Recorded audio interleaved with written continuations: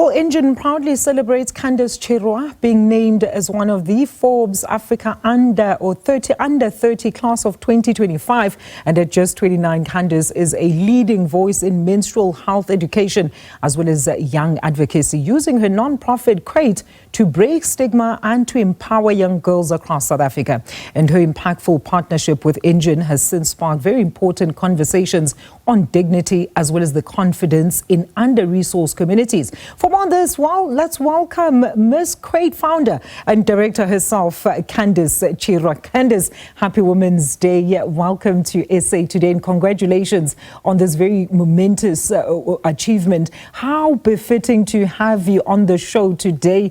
Of course, the day that we celebrate young female game changers. So briefly talk to us about how Qrate was actually created. What made you consider this particular sector? Well, thank you for having me, and happy Women's Day to you too. Are spoiled, honored for everything that you do. The vision behind Qrate was really my first period. I had my period at the age of 10, and no one prepared me for this natural biological function. I was terrified. I felt as if I was going to die. And when I had grown up, the relationship that I had with my body was very terrifying. I always saw my period as such a scary thing.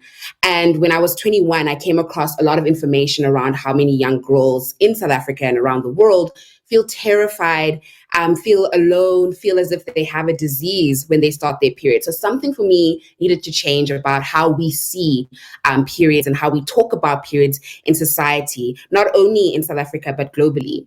So that's where Qrate came about, just as a way to spark conversations, but also to empower young people on body literacy, menstrual health, and just to normalize menstrual health, because more than 50% of people in the world menstruate, and yet it is still treated like a taboo topic. So that is how Qrate came about, and also that's how the profile, the Minister of Menstruation, came about. Very interesting story indeed there, because I just want to find out from you, Candice. I'm glad that you actually launched us into that particular part of the discussion as to how the idea actually gave birth. I want us to talk about overall menstrual health, right? Because I wanted to say, as women, we come from different social backgrounds, and how we become aware of some information related to our reproductive health, specifically periods, as you've just said. Yours was terrifying. This varies quite significantly from woman to woman, of course.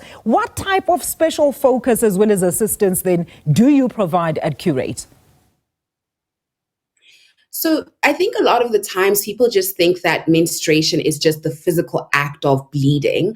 But what we often forget is that there's a lot of mental, emotional, psychological aspects that is often not spoken about. And when we do our workshops at Qrate, we're ensuring that the young menstruator is equipped to know how to manage their period, how to manage the different period products, but also to feel confident enough to advocate for themselves.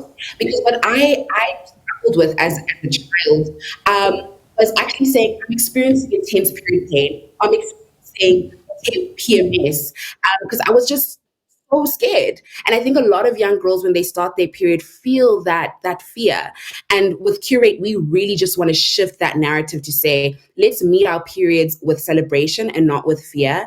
And even when people do come and see our workshops, they're thinking, are they having fun? Are they partying? Are they dancing? But actually, it's a form of edu-liftment. It's a cohesion of education and upliftment to really allow people to feel confident and empowered to talk openly about menstrual health. So it's something that I wish I had when I was 10 years old, when I started my period. And I wish there was someone like the Minister of Menstruation to just normalize this natural biological function. I want to know more about this Minister of Menstruation, okay, Candice. But I mean, let's talk about the fact that our social construct is forever changing, right? And the fact that we're seeing even younger girls getting pregnant actually means younger girls are actually going and starting their menstrual cycle. So who are mostly the women that you empower, Candice? Where do they come from? And how do those that actually need your services even get hold of you? Do you also collaborate with other organizations so that you can have a wider reach of your targets?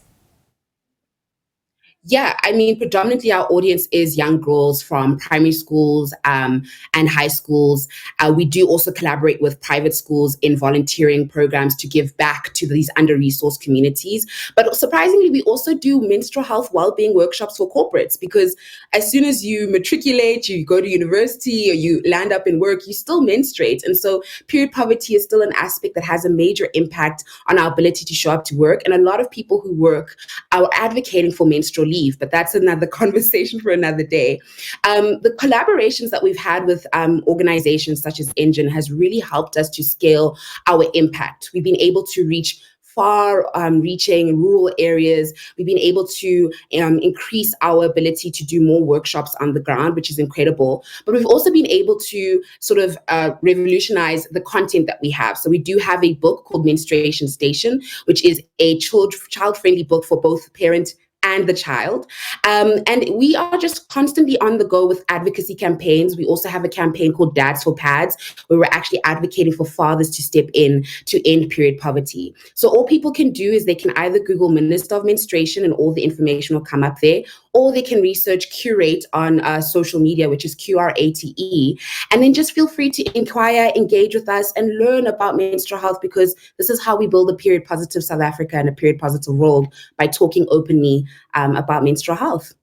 Absolutely. And in closing, then, Candice, let's get your message to women from all walks of life today who might feel left out from the ever-evolving world that we live in today, who feel sidelined from opportunities, who feel oppressed both mentally and socially. Let's encourage them to continue in the path for success.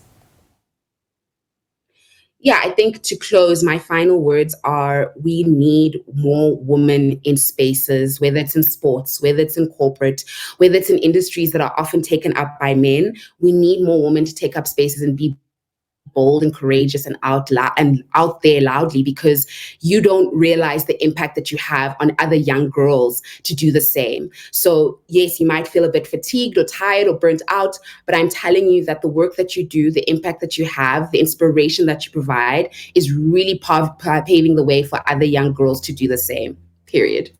Absolutely. Once again, Candice, congratulations. Keep doing the wonderful work that you're doing and reaching out to those women in need. We absolutely salute you here today. That is Ms. Candice Chirwa, the Qrate Founder as well as Director, as of course we celebrate Women's Day today, shining the spotlight on women this Women's Day.